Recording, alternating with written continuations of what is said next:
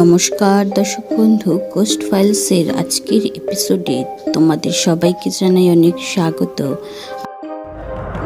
আমি তখন একটা এনজিওতে চাকরি করি না বলে বেগার ঘাটি বলাই ভালো, কারণ কষ্ট যে পরিমাণ করতে হতো বেতন তার ধারে কাছেও ছিল না।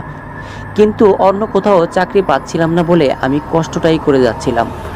সকালে বের হতাম ঋণের টাকা তুলতে, ফিরতাম রাত করে। সম্বল ছিল আমার সাইকেলটা। যেদিনের কথা বলছি সেদিন থানা অফিসে গিয়েছিলাম, সব হিসাব বুঝিয়ে দিয়ে ফিরতে ফিরতে রাত হয়ে গেল। রাত করে এর আগেও ফিরেছি, তাই কোনো কিছু না ভেবে রওনা হয়ে গেলাম। সাইকেল চালাচ্ছি আপন মনে, কোন দিকে খেয়াল নাই। দেওভোগ কৃষি জমির মধ্যে ঢোকার আগে শেষ গ্রাম পার হতেই দেখি কোনো মানুষের সারা শব্দ নেই। বেশ রাত হয়ে গেছে, গ্রামে কারো জেগে থাকার কথা না। এক হাতে টর্চ জ্বালিয়ে রাখতে হচ্ছে বলে সাইকেলের গতি অনেক কম ছিল।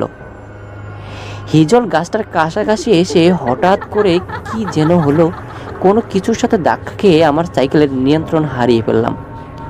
হাত থেকে টর্চটাও পড়ে গেল।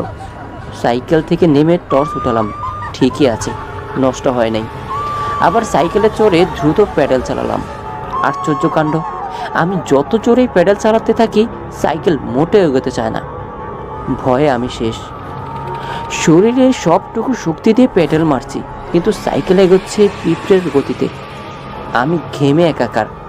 কেন জানি মনে হচ্ছে কেউ একজন পিছন থেকে সাইকেল টেনে ধরে আছে, কিন্তু পিছনে তাকানোর মতো সাহস আমার নাই। প্রাণপণের সামনে এগোতে চাচ্ছি, হাতে একটা টর্চ আছে সেটাও ভুলে গেছি। আবছা আলোয় রাস্তার যেটুকু দেখা যাচ্ছে সেটুকু দেখে রাস্তা ধরে এগাচ্ছি। এক সময় মনে হলো জ্ঞান হারিয়ে ফেলবো। সাইকেল চালাচ্ছি তো চালাচ্ছি, কতক্ষণ হয়েছে বলতে পারবো না। এক সময় মনে হলো আমি মনে হয় খালি খালি সাইকেল চালাচ্ছি, কোনো লাভ হচ্ছে না। যেখানে ছিলাম সেখানেই আছি, কারণ এইটুকু রাস্তা সাইকেল যত ধীরে যাক পার হতে এত সময় লাগার কথা না। সাথে সাথে মনে পড়ে সেই গেল হিজল গাছের আর কুয়ো নিয়ে শোনা গল্পগুলো। জোর করেও মন থেকে দূর করে দিতে পারছি না। সাইকেল কেউ টেনে ধরে আছে এই বিশ্বাস তখন আমার মনে একেবারে জেঁকে বসেছে। এইবার বাঁচা মরার প্রশ্ন, ভূতের হাতে কি প্রাণ দেব নাকি? সাহস করে পিছনে তাকালাম, না, কেউ নেই। কেউ টেনে ধরে নাই আমার সাইকেল।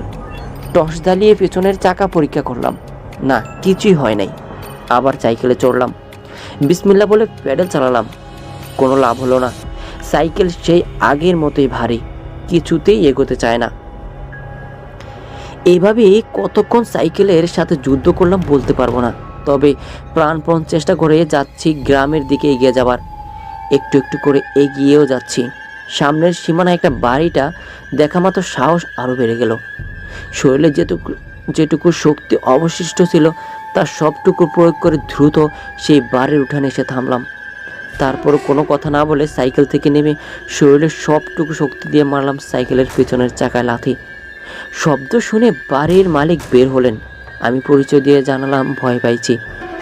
তারপর এক গ্লাস পানি খেয়ে রওনা হলাম বাড়ির দিকে। এইবার আমি মহা আশ্চর্য হলাম, কারণ আমার সাইকেল ঠিক হয়ে গেছে, এখন আর ভারী মনে হচ্ছে না, ঠিক তুফান গতিতে চলছে।